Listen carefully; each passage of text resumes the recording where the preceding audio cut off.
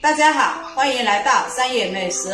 我们买来的虾呢，不要直接烧啦，把它放到冰箱里冷冻30分钟，有一个很神奇的作用哦。大家一起来看看吧。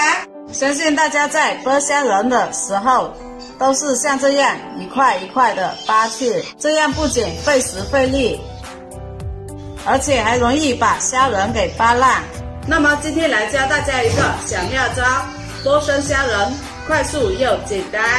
首先我们把虾放到冰箱的冷冻室里冷冻30分钟。好啦，时间到，我们把虾给取出来。冻了30分钟，虾并不会变硬，摸上去的手感跟冻之前的差不多。在去虾壳之前呢，我们先将虾头去掉，将虾头左右摆动一下，就可以取出来啦。虾线也一起跟着出来啦。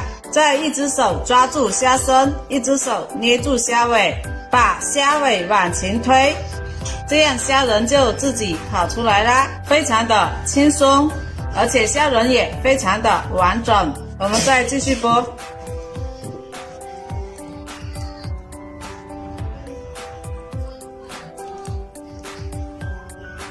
这样2分钟就可以剥得一大盘啦。现在我们再来试一下没有冰冻过的虾可不可以。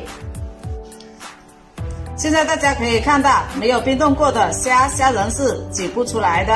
所以说，把虾放到冰箱里冷冻30分钟，这个作用神奇吧？赶快分享给你的家人和朋友，让更多的人学会呗。